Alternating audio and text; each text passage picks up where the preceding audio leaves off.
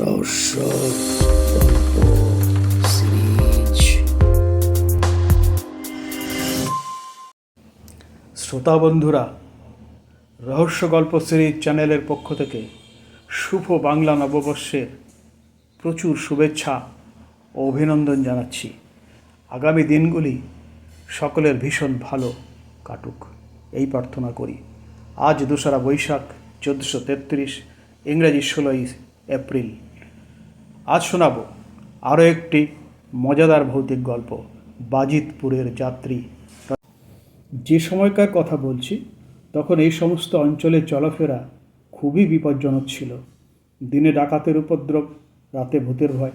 বর্ধমান শহর থেকে রায়না, সোহারা বাজার, ওদিকে আরও এগিয়ে আরামবাগের পথ ছিল দারুণ আতঙ্কময়। সময়টা বর্ষাকাল, আকাশ মেঘে ঢাকা, মাঝে মাঝে টিপটিপ করে বৃষ্টি পড়ছে। বাজিতপুরের বীরেন্দ্র সাউ কলকাতায় গিয়েছিলেন স্ত্রীর অসুখের জন্য একটি দামি ওষুধ কিনতে। সময়ে ট্রেন ধরতে না পারার জন্য ফিরতে অনেক দেরি হয়ে গেল। একটি গরুগাড়িতে চেপে বর্ধমান থেকে যখন সদরঘাটে এলেন তখন সন্ধে নেমেছে। দামোদর নদ তখন দারুণ স্ফীত হয়ে বয়ে চলেছে দুকুল ছাপিয়ে। বীরেনবাবু প্রমাদ গুনলেন। এপার থেকে ওপারে যাওয়ার কোনো উপায় তিনি দেখলেন না। খেয়া পারাপার একেবারেই বন্ধ। অবস্থাটা যে এরকম হবে বা হতে পারে তা তিনি জানতেন, তবু মনে সাহস সঞ্চয় করে এসেছিলেন যদি কোনো যাত্রীবাহী নৌকা পাওয়া যায় তো কোনো রকমে ওপারে পৌঁছে ভগবানের নাম স্মরণ করে পদব্রজেই গ্রামের উদ্দেশ্যে রওনা হবেন। অনেকক্ষণ বসে থাকার পর বীরেনবাবু ভাবলেন আজ আর ওপারে যাওয়ার কোনো সম্ভাবনা নেই। একটু কষ্ট করে বর্ধমানেই ফিরে যাবেন তিনি। বীরহাটায় ওর এক আত্মীয় বাড়িতে রাতটা কাটিয়ে সকালে রওনা দেবেন।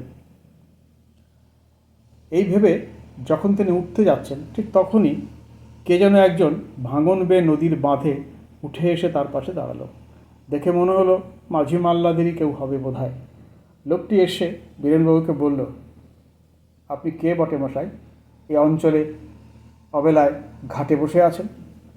বীরেনবাবু বললেন, আমি ওপারের যাত্রী, কিন্তু কোনো নাও না পেয়ে চুপচাপ বসে আছি ভাই। লোকটি বলল, আকাশের অবস্থা ভালো নয়, তারপর নদীর মূর্তি তো দেখছেন, তাই দুপুর 2টোর সময় নাও বন্ধ হয়ে গেছে। তাহলে কি কিছু করার নেই? আছে, হঠাৎ যদি 10-22 জন যাত্রী এসে হাজির হয় তবে নৌকাটা ঘাটে লাগানো যেতে পারে। তা আপনি যাবেন কোথায়? বাজিতপুর। বুঝেছি, নেহাতি মরবার শখ হয়েছে আপনার। ওপারে গিয়েও এই রাতে আপনি কখনো গ্রামে পৌঁছতে পারবেন? পথেই তো ঠ্যাঙাড়ে বা ডাকাতের হাতে প্রাণটা যাবে। সে জানি, তবু ভেবেছিলাম যদি কোনো লোকজন পাই। আজ আর কাউকে পাবেন না, এখানেই কোথাও বরং থেকে যান। তারপর বলল, সঙ্গে টাকা পয়সা আছে নাকি? তা তো কিছু আছেই। আসলে আমার গিন্নির খুব অসুখ। গ্রামের ডাক্তার এমন একটা ওষুধ দিয়েছেন যা কলকাতা ছাড়া অন্য কোথাও পাওয়াও যাচ্ছে না। কোনো রকমে একবার বাড়ি পৌঁছতে পারলে ওষুধটা আজ রাতেই খাইয়ে দিতাম। লোকটি বলল, একটা কথা আছে জানেন তো, নিজে বাঁচলে বাপের নাম। এই রাত দুপুরে ঠ্যাঙাড়ে বা ডাকাতের হাতে প্রাণটা গেলে গিন্নিকে কে দেখবে শুনি? যদি আমার কথা শোনেন তাহলে বলি, আজ ওপারে আজ যাওয়ার কথা ভাববেন না। এই কথা বলে লোকটি চলে গেল। আকাশের অবস্থা তখন আরও খারাপ। মনে হয় জোর বৃষ্টি নামবে। বীরেনবাবু একবার নদীর ওপারের দিকে তাকিয়ে দেখে আশাহত হয়ে যখন ফিরে আসবেন ঠিক তখনই রোগা টিনটিনে চেহারা একটি ছেলে এসে ডাকল তাকে, আপনি কি ওপারে যাবেন?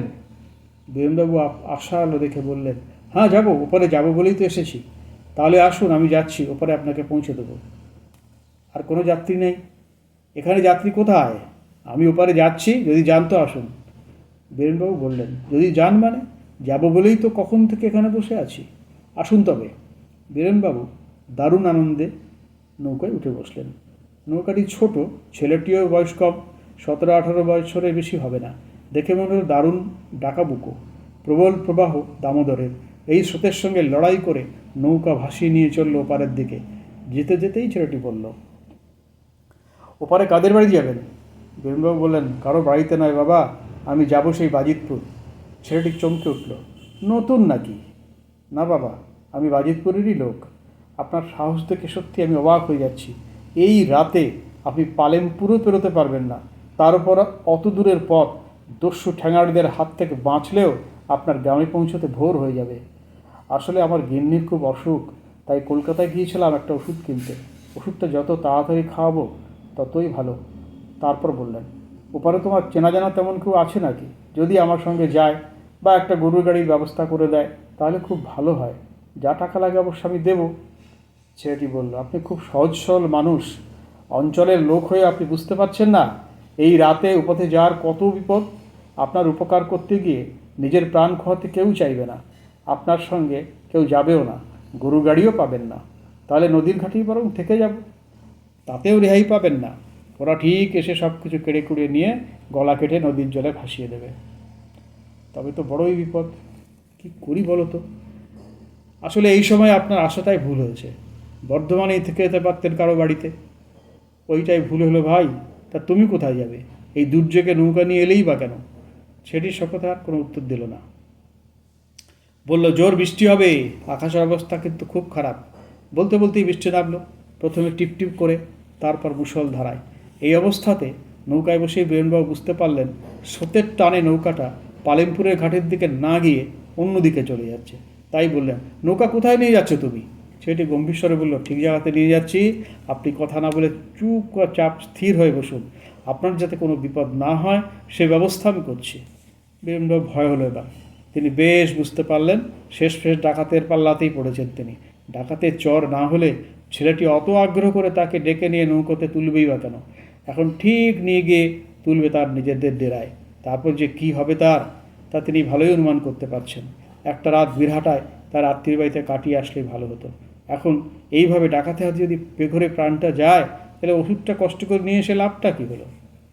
নৌকোটা এবার খালের মধ্যে ঢুকলো। এটাকে বাঁকার খাল বলে। বীরেনবাবু এবার সত্যি সত্যি ভয় পেয়ে গেলেন। ভয়ের চোটে তার জিভের ভেতরটা শুকিয়ে আসতে লাগলো। তিনি কাঁপা কাঁপা গলায় বললেন, একই তুমি বাঁকার খালে ঢুকলে কেন? হ্যাঁ? ছেলেটি এবার একটু নরম গলায় বলল, আপনি অত ভয় পাচ্ছেন কেন? আজ রাতের মধ্যেই আপনি যাতে আপনার গ্রামে পৌঁছতে পারেন সেই ব্যবস্থাই তো আমি করছি। একটু চুপ করে বসুন না। এদিকে কত ভূতের উপদ্রব তুমি জানো? সেটি বলল, জানি বই কি, সেই জন্যই তো এদিকে নিয়ে এলাম। ভূতেরা আর যাই করুক, ডাকাতিও করবে না, ঠেঙিয়েও মারবে না। বৃষ্টির বেগ আরও বেশি হলো। বাঁকার খালে ঢুকে বেশ গতি নিয়েই এগিয়ে চলল নৌকাটি। এখন তিনি ডাকাতের ভয় বা ভূতের ভয় না করে ছেলেটির কথাই ভাবতে লাগলেন। বর্ষায় দুকুল ভরা দামোদরে হাল ধরতে বা দাঁড় টানতে যেখানে দুজন মাঝিই হাঁপিয়ে যায়, সেখানে একা এই ছেলেটি কীভাবে যে অবলীলায় নৌকাটিকে নদী পার করালো তা তিনি ভাবতেও পারলেন না। বাঁকার খালে জলের বেগ অতটা নেই, তবে কিনা বন্ময় প্রান্তরের মধ্যে দিয়ে খাল, দুপাশের ঘন বাঁশঝাড় খালের উপর ঝুঁকে আছে। ছেলেটি সেগুলো গায়ের জোরে টেনে টেনে সরিয়ে নিরাপদে ভাসিয়ে নিয়ে চলল নৌকাটি। হঠাৎই বনের ভেতর থেকে যেন হাঁক দিল, এত রাতে কে যায় ও পথে? ছেলেটি সঙ্গে সঙ্গে ঠোঁটে তর্জনী রেখে কিছু বলতে নিষেধ করল বীরেনবাবুকে। বীরেনবাবু তখন আর নিজের মধ্যে নেই, কিন্তু একটু পরেই বৃষ্টি থামলে যে দৃশ্য তিনি দেখলেন তাতেই তার হাড় হিম হয়ে গেল। দেখলেন দুপাশের খাল ধারে আধপোড়া কতগুলো মানুষ বিজাতীয় সুরে ক্রমাগত কেঁদেই চলেছে। তাদের কারো কারো চোখ দিয়ে টর্চের আলো মতো আলো ঠিক করছে। কী যেন বলছে বা বলতে চাইছে তার কিছুই তিনি বুঝতে পারলেন না। শুধু কান্না আর হাহাকার শুনে বীরেনবাবু তখন মূর্ছা যাওয়ার উপক্রম। ওর অবস্থা দেখে ছেলেটি বলল, আরে ভয় পাবেন না, ওরা এর বেশি কিচ্ছু করবে না। সব কলেরায় মরেছিল, গ্রাম উজাড় হয়ে গিয়েছিল, মুখে জল দেবারও কেউ ছিল না। যারা ছিল তারা কোনো রকমে টেনে হিঁচড়ে নিয়ে এসে এখানেই আটপোড়া করে ফেলে দিয়ে চলে গেছে। আর সেই থেকেই বীরেনবাবু আর কিছু শুনতে পেলেন না। জ্ঞান হারিয়ে লুটিয়ে পড়লেন নৌকার খোলের মধ্যে। অনেক পরে যখন তার জ্ঞান ফিরল তখন তিনি দেখলেন এটি ভাঙা নৌকায় তিনি পড়ে আছেন। ছেলেটিকেও আশেপাশে দেখতে পেলেন না। আর নৌকাটি উঁচু ডাঙার কাছে কাদায় আধ ডোবা হয়ে আছে। বীরেনবাবু তখন আর নিজের মধ্যে নেই। কোনো রকমে নৌকো থেকে নেমে ডাঙায় পা দিয়ে বুঝলেন গ্রামের কাছাকাছি এসে গেছে। বাজিতপুর খুব একটা বেশি দূরে আর নেই। মনের মধ্যে সাহস সঞ্চয় করে রাম রাম বলতে বলতে গ্রামের দিকেই তিনি এগোলেন। গল্পটি শেষ হলো। গল্প ভালো লাগলে রহস্য গল্প সিরিজ চ্যানেলটিকে সাবস্ক্রাইব করুন, বেল আইকনে প্রেস করুন, লাইক করুন এবং কমেন্ট করুন। এতে আমি মোটিভেটেড হব আগামী দিনে আরও ভালো ভালো গল্প শোনাতে। আগামী সপ্তাহে পর্যন্ত এখানেই শেষ করলাম। ধন্যবাদ, সঙ্গে থাকবেন।